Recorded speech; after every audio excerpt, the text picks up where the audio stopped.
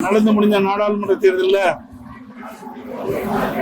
அனைத்து இந்திய அண்ணா திராவிட முன்னேற்ற கழகம் 2019 நாடாளுமன்ற தேர்தலில் பெற்ற வாக்குகளை விட 1% வாக்கு கூடுதலாக பெற்றிருக்கின்றது. 2019 நடந்து முடிந்த நாடாளுமன்ற தேர்தலில் திராவிட முன்னேற்ற கழகம் 33.52% பெற்றிருந்தது. 2024 தற்போது நடந்து முடிந்த நாடாளுமன்ற தேர்தலில் திராவிட முன்னேற்ற கழகம் பெற்ற வாக்கு 26.93. 2019க்கும் 2024க்கும் வித்தியாசம் 6.59% வாக்குகள் சரிவடைந்திருக்கின்றன திராவிட முன்னேற்ற கழகத்தில். அதே போல 2014 பாரதிய ஜனதா கட்சி கூட்டணி அமைச்சு போட்டியிட்டது. 2014 பாரதிய ஜனதா கூட்டணி பெற்ற வாக்குகள் 18.80. தற்போது பாரதிய ஜனதா தலைமையில் நடைபெற்ற நாடாளுமன்ற தேர்தலில் 18.28% பெற்றிருக்கிறாங்க. அவருடைய கூட்டணி 0.2% சரிவடைந்திருக்கிறது. ஆகவே இன்றைக்கு எதிர்கட்சிகளும் இன்றைக்கு சில ஊடகங்கள் பத்திரிகைகள் அனைத்து இந்திய அண்ணா திராவிட முன்னேற்ற கழக வாக்குகள் சரிவடைந்ததை போல ஒரு தோற்றத்தை வெளிப்படுத்திக் கொண்டிருக்கிறது. இதுக்கு உண்மைக்கு புறமானது.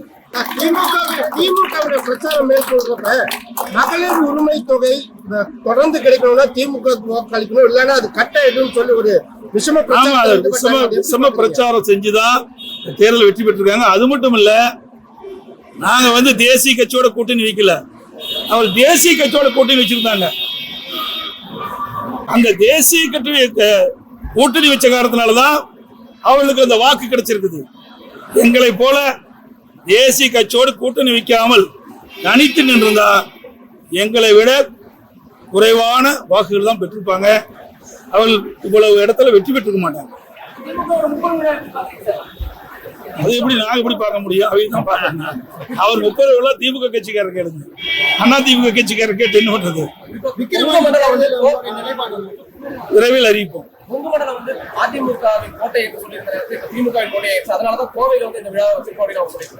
எப்படி கற்பனை நினைச்சிட்டு இருக்காங்க? நீங்க 2019 நான் இப்பதான் குறிப்பிட்டேன்.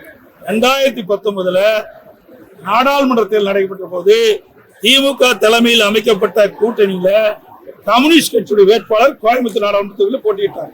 அதுல 1,76,000 வாக்குகள் பெற்றாரா இல்லையா? அதுக்கு அடுத்து சட்டமன்ற தேர்தல் போது அனைத்து இந்திய அண்ணா திராவிட 2021 சட்டமன்ற தேர்தல் போது அனைத்து இந்திய அண்ணா திராவிட முன்னேற்றம் வெற்றி பெற்றது. இதே சேலத்துல அதே மாதிரிதான் 2019 சேலம் நாடாளுமன்ற தொகுதியில 6 சட்டமன்ற தொகுதி இருக்குது. அதுல அனைத்திலுமே நாங்க வெற்றி பெற முடியல. 2019 2021 சட்டமன்ற தேர்தல் வருகின்ற பொழுது 6 தொகுதியில் 5 தொகுதியில் அதிமுக வெற்றி பெற்றது.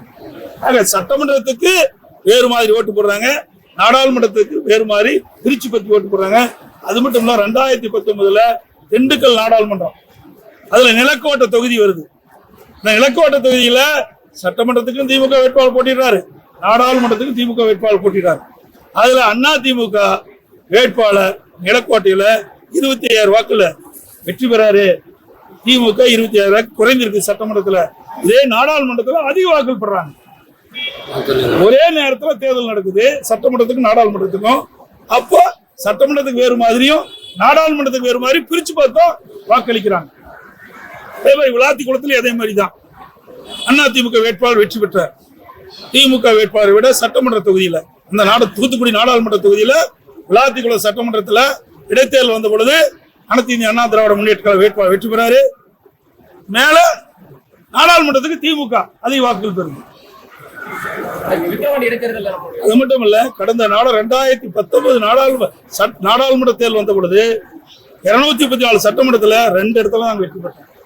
இந்த முறை 2024 சட்டமன்ற தேர்தலில் நாங்க ஏற்கனவே அமைச்ச கூட்டணியில இல்ல, 2019 அமைக்கப்பட்ட கூட்டணி இல்ல. அப்ப 2 இடம் தான் வெற்றி பெற்றோம் 2019. இப்போ 2024 அதிமுக 8 இடத்துல வெற்றி பெற்றிருக்கு சட்டமன்றத்தில். கூட்டணி 2 இடத்துல வெற்றி பெற்றிருக்கு. ஆக அதிமுக தலைமையில் அமைக்கப்பட்ட கூட்டணி 10 இடத்துல சட்டமன்றத்தில் நான் வெற்றி பெற்றிருக்கேன். ஒரு மாறி மாறி தான் இன்னைக்கு சட்டமன்றத்துக்கு ஒரு மாதிரி, நாடாளுமன்றத்துக்கு ஒரு மாதிரி மாறி மாறி தான் வாக்களிக்கிறாங்க பொதுமக்கள். 2 கோடி தொண்டர்கள் கொண்ட இயக்கம். ஆனா இந்த தேர்தலில் 1 கோடி வாக்குகள் கிட்டத்தட்ட 50% வாக்குகள் 16.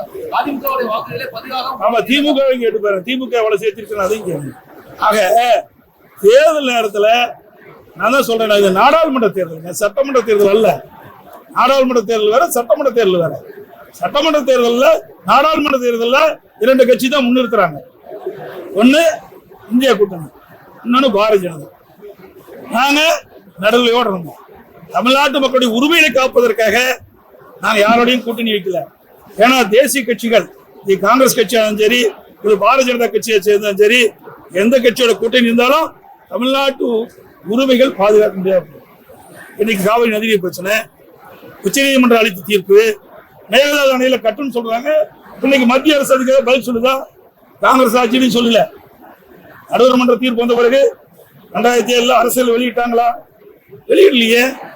பாரதிய ஜனதா ஆட்சி இருக்குது. உச்சநீதிமன்றம் தீர்ப்பு அளிக்கப்பட்டு விட்டது.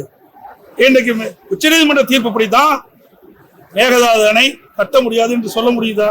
அப்புறம் என்ன பிரயோஜனம்? மத்தியிலே ஆளுகின்றவர்களுக்கு அவர்கள் எது சாதகமோ அதைத்தான் பயன்படுத்தும். இன்னைக்கு தமிழ்நாட்டு மக்கள் தான் நம்ம தேர்ந்தெடுக்கிறாங்க. தமிழ்நாட்டு மக்களுடைய பிரச்சனை வருகின்ற பொழுது அதை முன்னிறுத்தி தீர்க்கக்கூடிய ஒரு சூழ்நிலை இருக்க வேண்டும் என்பதற்காகத்தான் நாங்க கணிச்சிருந்தோம். தோல்விக்கு பிறகாவது புரிந்து சென்றவர்கள் மீண்டும் கட்சி இணைய வேண்டும், கட்சி தோல்வி சொல்றீங்க? 2019 இப்படித்தான் இருந்தது.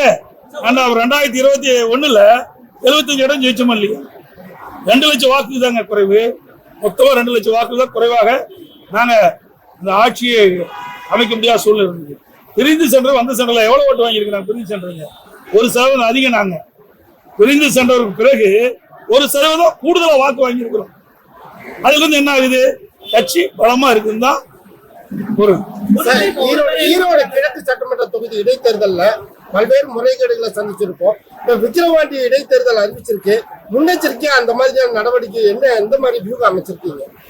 எல்லாம் பொறுமையா விரைவாக உங்களுக்கு தெளிவுபடுத்தணும். இன்னைக்கு ட்வீட்ல போட்டேன், ட்வீட்ல போட்டேன். இன்னைக்கு துபாயில தமிழ்நாட்டை சேர்ந்தவரும் ஒரு 7 பேர் இருந்திருக்கிறாங்க. இன்னைக்கு மொத்தம் இந்திய நாட்டை சேர்ந்தவர்கள் 50 பேர் இருந்திருக்கிறாங்க. அவருடைய உடல் இன்றைக்கு எடுத்து வந்து அவருடைய குடும்பத்தில் சேர்க்கப்பட வேண்டும். அப்படி அவர்களுக்கு என்னுடைய ஆழ்ந்த இரங்கலை வருத்தத்தையும் தெரிவித்துக் கொள்வதோடு அவர்களுக்கு தேவையான நிவாரண உதவியும் மத்திய அரசு மாநில அரசு வழங்க வேண்டும். விரைவாக எல்லாவற்றையும் உங்களுக்கு தெரியப்படுத்தும். ஏங்க அதெல்லாம் ஒரு குழுவா? ஏங்க நீ கேள்வி கேட்கலாமா?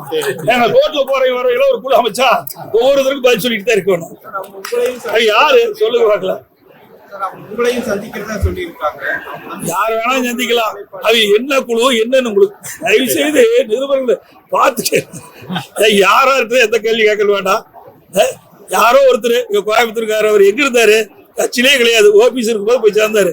அதுக்கு வந்து உறுப்பினரே கிடையாதுங்க அவரு. அவரெல்லாம் ஒரு பெரிய ஆள் நினைச்சுக்கிட்டு நீ கேட்கறீங்க. ஏன்னா அவங்க விவாத மேடைக்கு ஒரு ஆள் வேணும், அவர் பிடிச்ச அவரை வச்சுக்கிறீங்க. அவர் ஏதாவது ஒரு கருத்து சொல்றாரு, அது தமிழ்நாட்டுடைய கருத்து மாதிரி நீங்க எடுத்துக்கிறீங்க. எந்த விதத்துல சரியா இருக்கும்?